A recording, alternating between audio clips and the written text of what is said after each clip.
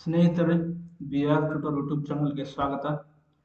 ಇವತ್ತಿನ ಒಂದು ತರಗತಿಯಲ್ಲಿ ರೈಲಿನ ಮೇಲಿನ ಸಮಸ್ಯೆಗಳನ್ನು ಈ ಒಂದು ವಿಡಿಯೋದಲ್ಲಿ ಬಿಡಿಸ್ತಾ ಹೋಗೋಣ. ರೈಲಿಗೆ ಸಂಬಂಧಿಸಿದ ಸಮಸ್ಯೆಗಳು, ಪ್ರಾಬ್ಲಮ್ಸ್ ಆನ್ ಟ್ರೈನ್ಸ್. ನೋಡ್ರಿ, ಈ ರೈಲಿನ ಸಮಸ್ಯೆಗಳನ್ನು ನಾವು ಬಿಡಿಸಬೇಕಾದಾಗ ಕೆಲವೊಂದಿಷ್ಟು ಸೂತ್ರಗಳನ್ನು ನೆನಪಿಡಬೇಕು. ದೂರ ಈಕ್ವಲ್ ಟು ಕಾಲ ಇಂಟು ವೇಗ. ನಮ್ಗೆ ದೂರ ಬೇಕಾದಾಗ ಕೊಟ್ಟಿರುವ ಕಾಲ ಮತ್ತು ವೇಗಕ್ಕೂ ಗುಣಾಕಾರ ಮಾಡಿದಾಗ ನಮ್ಗೆ ದೂರ ಸಿಗ್ತತಿ. ಆಮೇಲೆ ಯಾವುದಾದ್ರೂ ಒಂದು ರೈಲು ಕಂಬ ಆಗಿರ್ಬೋದು, ಮರ ಆಗಿರ್ಬೋದು ಹಾಗೂ ವ್ಯಕ್ತಿಯನ್ನ ದಾಟುವಾಗ ಆ ಕಂಬಕ್ಕ, ಮರಕ್ಕ, ಆಮೇಲೆ ವ್ಯಕ್ತಿಗಳಿಗೆ ಉದ್ದ ಇರಂಗಿಲ್ಲ. ಹೀಗಾಗಿ ಅಲ್ಲಿ ದೂರ ಏನಾಗ್ತೈತಿ ಅಂದ್ರೆ ರೈಲು ತನ್ನ ಉದ್ದವನ್ನು ದಾಟ್ಕೊಂಡು ಹೋದಾಗ ಆ ವ್ಯಕ್ತಿ ಅಥವಾ ಮರಗಳನ್ನ ದಾಟ್ಕೊಂಡು ಹೋದಾಗ ಆಗ್ತೈತಿ. ಆವಾಗ ಇಲ್ಲಿ ದೂರ ಅಂದ್ರೆ ಏನು ತಗೋಬೇಕಂದ್ರೆ ನಾವಿಲ್ಲಿ ರೈಲಿನ ಉದ್ದವನ್ನ ದೂರವಾಗಿ ತೆಗೆದುಕೊಳ್ಬೇಕು. ಇದಕ್ಕೆ ಸಂಬಂಧಪಟ್ಟಾಗ ಒಂದು ಪ್ರಶ್ನೆ ನೋಡ್ರಿ. ಸೆಕೆಂಡಿಗೆ 20 ಮೀಟರ್ ವೇಗದಲ್ಲಿ ಚಲಿಸುವ ರೈಲು 10 ಸೆಕೆಂಡಿಗೆ ಒಂದು ವಿದ್ಯುತ್ ಕಂಬವನ್ನು ದಾಟುತ್ತದೆ.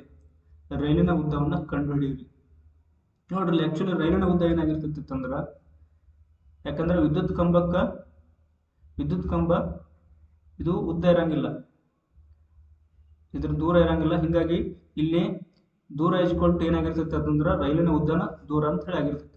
ಆಮೇಲೆ ಇಲ್ಲಿ ದೂರ ಈಜ್ಕೊಲ್ಟು ಮಾಡಬೇಕಾದಾಗ ಕಾಲ ಇಂಟು ವೇಗ ಅಂತ ಹೇಳಿ ನಾವು ಸೂತ್ರ ಬರ್ಕೋತೀವಿ, ಅಥವಾ ವೇಗ ಇಂಟು ಕಾಲ ಎಂಬ ಸೂತ್ರವನ್ನು ನಾವು ಬರ್ಕೋತೀವಿ. ನೆಕ್ಸ್ಟ್ ಇಲ್ಲಿ ಕಾಲ ನೋಡ್ರಿ, ಕಾಲ ಎಷ್ಟೈತಿ ಅಂದ್ರೆ 10 ಸೆಕೆಂಡ್ ಕೊಟ್ಟಾರ. ಕಾಲ 10 ಸೆಕೆಂಡ್ ಐತಿ. ಅದೇ ರೀತಿ ವೇಗ ಎಷ್ಟೈತಿ ಅಂತಂದ್ರೆ 20 ಮೀಟರ್ ಪ್ರತಿ ಸೆಕೆಂಡ್. ಅಂದ್ರೆ ಇದು ಕೂಡ ಮೀಟರ್ ಪರ್ ಸೆಕೆಂಡ್ನಾಗ ಐತಿ. ನೋಡ್ರಿ, ನಾವು ಫಸ್ಟ್ ವೇಗವನ್ನು ಬರ್ಕೊಳ್ಳೋಣ.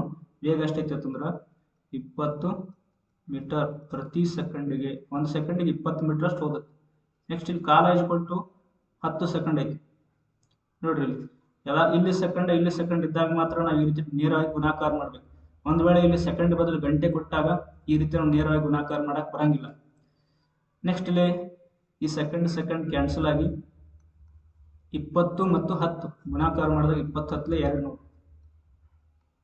200 ಮೀಟರ್ ಏನಾಗಿರ್ತೈತಿ ಅಂತಂದ್ರೆ ಇದು ರೈಲಿನ ಉದ್ದ ಅಥವಾ ದೂರ ಆಗಿರ್ತೈತಿ. ಈ ಒಂದು ಪ್ರಶ್ನೆಯನ್ನು ನಾವು ಈ ರೀತಿ ಬಿಡಿಸ್ಬೇಕು. ನೆಕ್ಸ್ಟ್ ಸೆಕೆಂಡ್ ಪ್ರಾಬ್ಲಮ್ ನೋಡ್ರಿ.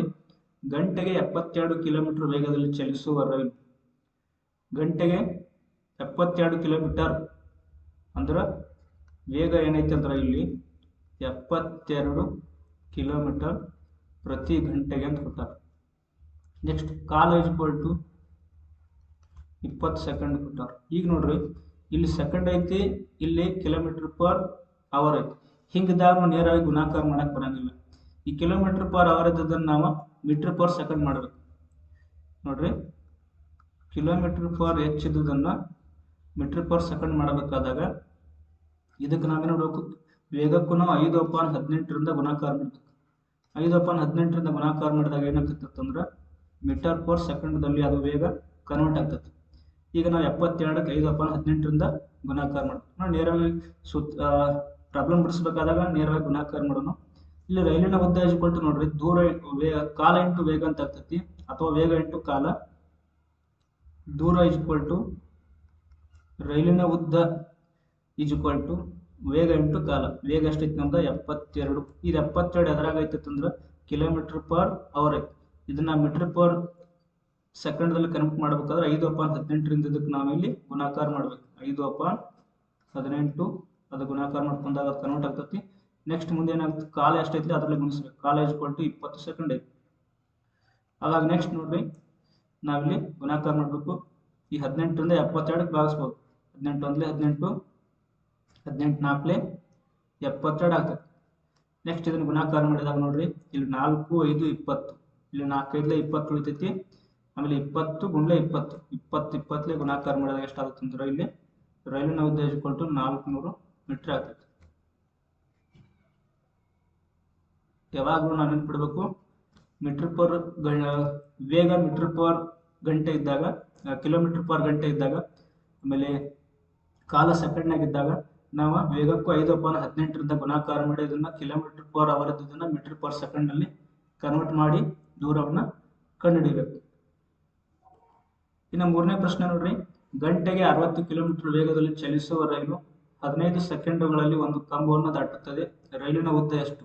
ಇಲ್ಲಿ ಕೂಡ ಸೇಮ್, ಒಂದು ರೈಲು ಏನು ಮಾಡತೈತೆ ಅಂದ್ರೆ ಒಂದು ಕಂಬವನ್ನು ದಾಟ್ತಾ ಇರತೈತಿ. ಹಾಗಾದ್ರೆ ರೈಲಿನ ಉದ್ದ ಏನಾಗಿರ್ತೈತಿ ಅಂತಂದ್ರೆ ದೂರನ ರೈಲಿನ ಉದ್ದ ಆಗಿರ್ತೈತಿ. ನೆಕ್ಸ್ಟ್ ಇಲ್ಲಿ ದೂರ ಈಕ್ವಲ್ ಟು ಕಾಲ. ವೇಗ ನೋಡ್ರಿ, ವೇಗ ಎಷ್ಟೈತಿ ಅಂದ್ರೆ 60 ಕಿಲೋಮೀಟರ್ ಪರ್ ಸೆಕೆಂಡ್ ಐತಿ. 60 ಕಿಲೋಮೀಟರ್ ಪರ್ ಸೆಕೆಂಡ್ ಅಲ್ಲ, 60 ಕಿಲೋಮೀಟರ್ ಪರ್ ಅವರ್, ಗಂಟೆಗೆ ಕೊಟ್ಟಾರ. ನೆಕ್ಸ್ಟ್ ಸೆಕೆಂಡ್ ಕಾಲ ಎದುರಾಗ ಐತಿ ಅಂದ್ರೆ 15 ಸೆಕೆಂಡ್ ಅಂತ ಕೊಟ್ಟಾರ. ಹೀಗಾಗಿ ಇಲ್ಲಿ ಸೆಕೆಂಡ್ ಅಂತ ಬರ್ತೈತಿ, ಇಲ್ಲಿ ಗಂಟೆಗೆ ಅಂತ ಬರ್ತೈತಿ.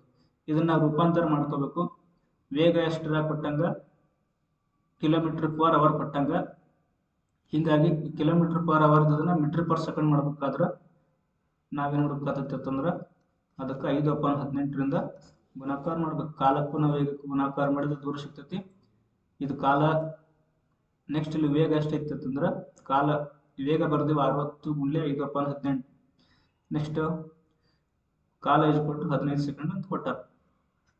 ನೋಡ್ರಿ ಇಲ್ಲಿ 18 ಮುಗಿಯಾಗ ಇದು 60 ಬರಂಗಿಲ್ಲ. ಈ 18ರಿಂದ 60 ಭಾಗ ಹೊಡ್ಯಾಕ ಬರಂಗಿಲ್ಲ. ಇನ್ನೊಂದು ಸ್ವಲ್ಪ ನಾವು ನೋಡಿದಾಗ 15 ಮತ್ತು 18 ನೋಡ್ರಿ, 15 18ಕ್ಕೆ ನಾವು ಹೊಡಿಬೋದು 3ರ ಮಗ್ಗಿಂದ ಹೊಡಿಬೋದು. ಇದು 3 5 15 ಆಗ್ತೈತಿ, ಇದು 3 6 18 ಆಗ್ತೈತಿ.